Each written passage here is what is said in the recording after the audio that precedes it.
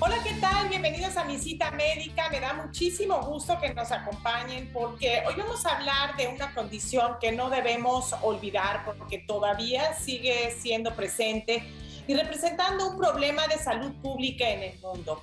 Me refiero a la tuberculosis y para hablar de ello es un honor para mí dar la más cordial bienvenida en mi cita médica al doctor Salvador Medrano, quien es infectólogo, para platicar acerca de este tema. Doctor Medrano, muchísimas gracias por estar con nosotros en mi cita médica. Bienvenido. Gracias, doctora. Un honor estar con ustedes y tratar de platicar de temas de medicina y este tema que es tan actual y que sigue siendo. Claro.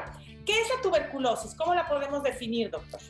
La tuberculosis es una infección bacteriana. Es una bacteria que es una bacteria milenaria, la hemos tenido a lo largo de la historia de la humanidad, que tiene una característica que es una infección lenta, una infección crónica.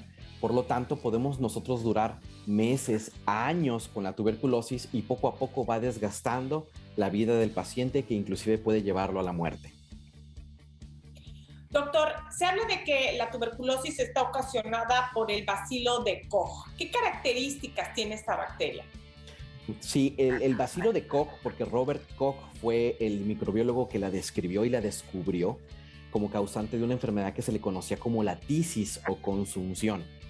Lo que tiene de característica esta bacteria es que es una bacteria que le gusta vivir en el oxígeno. Por lo tanto, el sitio de afección más importante en animales y en humanos son los pulmones. Afecta a los pulmones como una neumonía, pero esta neumonía, la bacteria ha aprendido a evadir nuestro sistema inmune, que puede durar con nosotros años inclusive, en el cual nosotros estamos con una tos, un desgaste físico, pérdida de peso y fiebre. Al ser una infección que afecta a los pulmones, es una infección contagiosa, por lo tanto nos contagiamos de persona a persona. Así es. Ahora, se habla de que el contagio ocurre con la convivencia estrecha con una persona con tuberculosis. Realmente, si nosotros vamos en un autobús y hay una persona con tuberculosis, la probabilidad de que nosotros quedemos contagiados, así como podría ocurrir con COVID-19, no es tan frecuente, ¿es correcto? Es correcto. Hay diferentes factores que favorecen la transmisión de la enfermedad.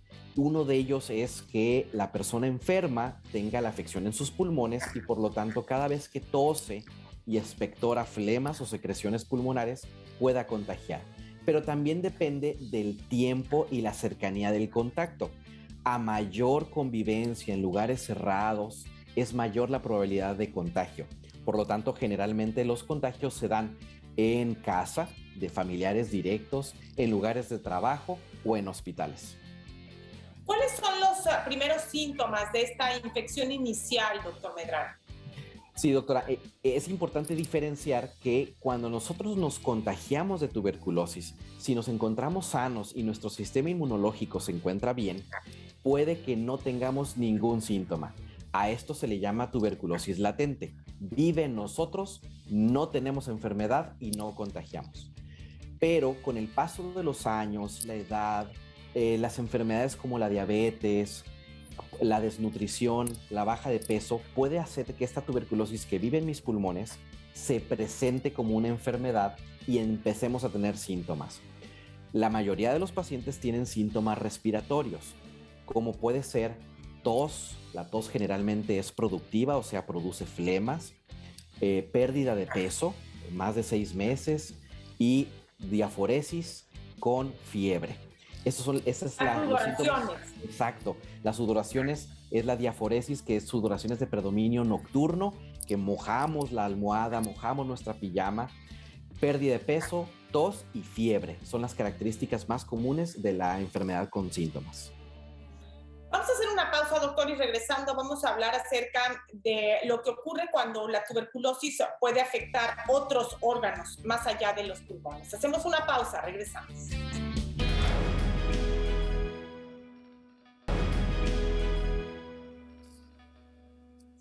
Hola, ¿qué tal? Gracias Gracias por seguir con nosotros en Mi Cita Médica. Estamos hablando acerca de la tuberculosis y conversando con el doctor Salvador Medrano, infectólogo. Doctor Medrano, hace un momento hablaba acerca de esta afección pulmonar, esta infección original, inicial de la tuberculosis. Sin embargo, la tuberculosis puede generalizarse a nivel pulmonar, pero también además diseminarse a otros órganos. Explíquenos, por favor, primero, ¿qué es la tuberculosis miliar? Sí, claro que sí, doctora. Entonces, la tuberculosis afecta primariamente los pulmones. Es el sitio de afección más frecuente, del sitio por donde entra la tuberculosis a nuestro cuerpo. De ahí se puede diseminar. La tuberculosis miliar, como su nombre lo dice, la milia, que es forma de semillas, afecta todo el parénquima de nuestros pulmones. O sea, afecta como pequeños microabscesos a lo largo de todos los pulmones, y de ahí puede pasar a la sangre y afectar prácticamente cualquier órgano, desde a nivel de cerebro y las capas que lo cubren, que son las meninges, que es tuberculosis meningea, puede afectar los huesos, puede afectar los ganglios linfáticos, los riñones y algunos otros órganos del cuerpo. Entonces, todo dependerá del sistema inmunológico que tengamos para contener esta infección y evitar que se disemine a diferentes órganos. Y obviamente el tratamiento oportuno. Claro. Ahora, hablábamos de este contagio de persona a persona, de una persona que tiene la infección activa y que está teniendo síntomas y la convivencia estrecha con esta persona que puede generar la infección en otra persona, sobre todo cuando sus defensas se encuentran bajas. Sin embargo, también hay otras fuentes de contagios de la tuberculosis, por ejemplo, aquellas personas que beben leche bronca y que la vaca tal vez está enferma, ¿pueden adquirir la tuberculosis por esa vía? Sí, sí, claro que sí. Las vías de contagio, comentábamos que la más frecuente es de persona a persona por vías respiratorias, pero existen otras vías de contacto menos frecuentes, pero que pueden ser. Una de ellas es la inoculación directa en la piel, como puede ser heridas y afección cutánea de la piel, pero también a nivel intestinal. Y la fuente donde podemos adquirir tuberculosis o bacterias vivas es por medio de un producto orgánico que no se encuentra bien pasteurizado, como puede ser la leche bronca y los quesos no pasteurizados. Por eso es muy importante siempre consumir estos lácteos pasteurizados, que es lo que permite justamente eliminar este riesgo de contraer tuberculosis y otras infecciones. Pero si uno decide que quiere probar la leche bronca, pues hay que hacerlo obviamente en un lugar seguro donde se sabe que la vaca de la que procede esa leche bronca o bien esos quesos no pasteurizados, pues es una vaca que está completamente sana. Ahora bien, doctor, ¿cuáles serían síntomas tanto de la tuberculosis cerebral como de la tuberculosis renal? En fin, ¿cuáles serían los síntomas que podrían hacer pensar en tuberculosis en alguno de estos órganos? Por algo le dicen a la tuberculosis como la gran imitadora, porque puede afectar prácticamente cualquier órgano y simular otro tipo de infecciones. La característica de la tuberculosis que comparten en cualquiera de sus formas es que es una enfermedad o una infección crónica, o sea que dura de días a semanas. El paciente con fiebre, calosfríos, sudoraciones, que nos puede orientar a una infección crónica. Y dependiendo del sitio de afección, es su sintomatología. Si afecta el cerebro, puede haber dolor de cabeza, rigidez de cuello, pérdida del estado de conciencia. Si afecta a nivel pulmonar, obviamente vamos a tener tos con flemas, falta de aire y dolor en el pecho. A nivel intestinal puede dar cuadros diarreicos crónicos. A nivel urinario, ocasiona inflamación, infecciones que no se curan con antibióticos y que pueden ocasionar obstrucción. Y a nivel de hueso, puede ocasionar fracturas que no son por traumas o caídas. Bueno, vamos a hacer una pausa. Regresando, vamos a hablar acerca del diagnóstico de la tuberculosis. Volvemos dentro de un instante.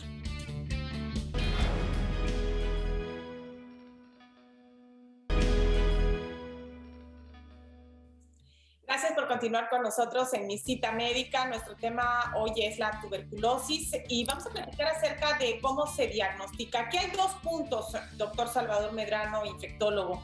Por un lado, la detección para saber si una persona ha estado en contacto con el bacilo de Koch, con esta bacteria que ocasiona la tuberculosis. Y por otro lado, la confirmación de una infección activa. ¿Qué es el llamado PPD? ¿En qué consiste?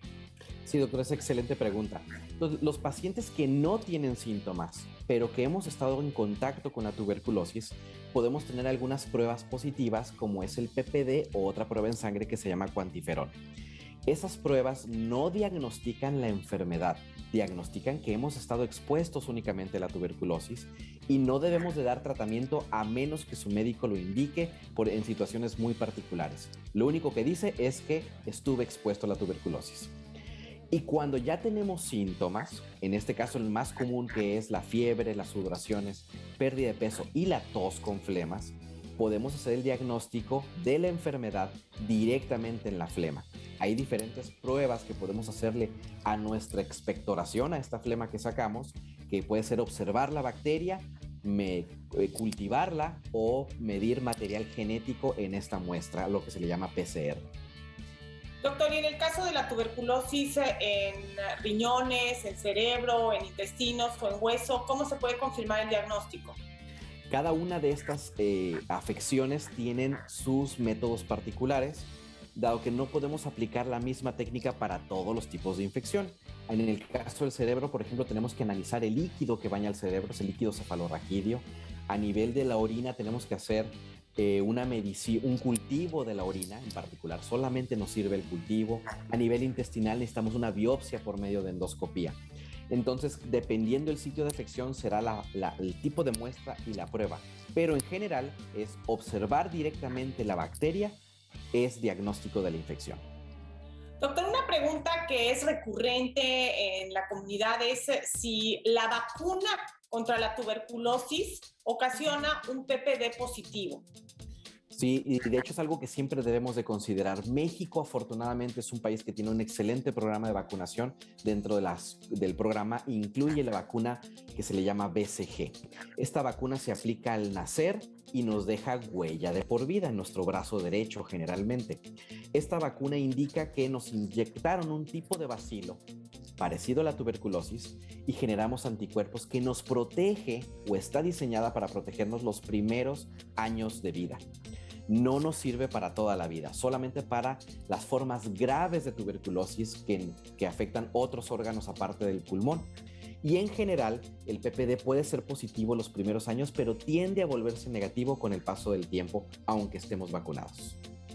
Ahora, si esta vacuna BCG, doctor, protege durante algunos años nada más, concretamente explíquenos por favor cuántos, ¿qué es lo que hay que hacer posteriormente? Sí, de hecho, la vacuna está diseñada para las formas graves, como es la tuberculosis meningia, en los primeros 5 años de vida. Ese es el objetivo de la vacuna, que no tengamos tuberculosis a esa edad, que nuestro sistema inmunológico está inmaduro y que una tuberculosis en el cerebro puede dejar consecuencias permanentes para la vida. Entonces, es para proteger en los primeros 5 años de vida. Posterior a eso, lo que debemos de hacer nosotros es evitar el contacto con personas enfermas y mantenernos nosotros clínicamente sanos, y con eso nos referimos a una buena alimentación, a no fumar, a tener nuestras enfermedades controladas como hipertensión, diabetes, que esos son los principales factores de riesgo para el desarrollo de la enfermedad. Doctor, y hay grupos que pues están particularmente en riesgo, como las personas que tienen síndrome de inmunodeficiencia adquirida, el SIDA, o bien aquellos que ahora están pues consumiendo de manera, además, por automedicación, un exceso de corticoides, de esteroides, porque pues recordemos que al inicio de la pandemia se hablaba de que los esteroides ayudaban a reducir esta terrible inflamación que ocurre con COVID-19, pero pues aquí lo importante es que esos esteroides estén prescritos por un especialista, por un médico, porque en etapas iniciales lo que hacen es bajar las defensas y evitar que uno pueda combatir al virus SARS-CoV-2. Pero bueno, ante esta situación de que sí, desafortunadamente hay personas, y sobre todo en México, donde los esteroides se revenden todavía sin receta médica, ¿qué riesgos puede haber de contraer tuberculosis y qué es lo que han visto ustedes como infectólogos en la consulta, doctor Medrano? Sí, hay poblaciones de riesgo, doctora, como pueden ser los pacientes que se encuentran en hacinamiento, migrantes, pacientes que se encuentran privados de la libertad, que al tener tanta convivencia se pueden contagiar entre ellos. Es un factor de riesgo. Las drogas, en cualquiera que sea su tipo, inmunodeficiencias como puede ser el virus del VIH y otros virus que bajen nuestro sistema inmunológico, y enfermedades crónicas descompensadas como la diabetes. Son las principales poblaciones de riesgo. Los pacientes que consumen esteroides, cortisona, prednisona, dexametasona, son inmunosupresores y por lo tanto favorecen la infección. Y ahorita en COVID-19 se prescribió mucho, con buena indicación, pero también desafortunadamente con mala indicación. Y ahorita estamos viendo la consecuencia, que es, estamos viendo muchos pacientes con reactivación de tuberculosis. Doctor Medrano, vamos a hacer una pausa y regresamos para hablar acerca del tratamiento de la tuberculosis y cuáles son las medidas generales que la población debe tomar. Vamos a una pausa, regresamos con más.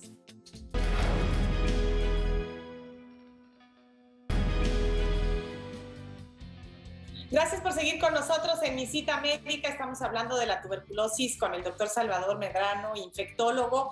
Y doctor Medrano, el tratamiento. El tratamiento característicamente es largo y desafortunadamente muchas personas lo abandonan con funestas consecuencias.